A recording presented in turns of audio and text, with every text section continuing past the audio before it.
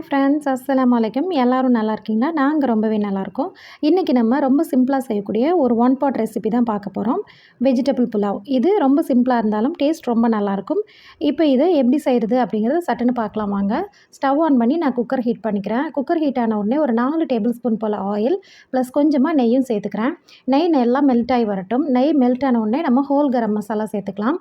ஒரு 2 3 பட்டை, 3 கிராம்பு, 3 ஏலக்காய், ஒரு பிரியாணி இலை, ஒரு கல்பாசி, ஒரு 10 போல் மிளகு, கொஞ்சம் போல் சீரகம் எல்லாத்தையுமே சேர்த்து நல்லா பொரிய விட்டுறலாம்.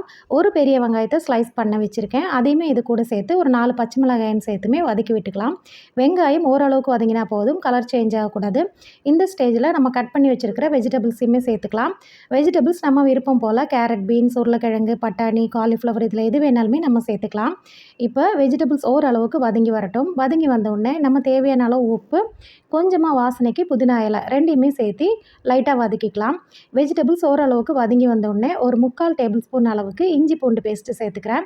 அதையுமே சேர்த்து அதோட பச்சை வாசனை போகிற வரைக்கும் அதையுமே நல்லா வதக்கி விட்டுருங்க. இப்போ இதுக்கு தேவையான அளவு தண்ணி நான் சேர்த்துக்கிறேன். நான் நார்மல் சாப்பாட்டு அரிசியில் தான் செய்கிறேன். ஸோ 1க்கு 2 தண்ணி வச்சுக்கிறேன்.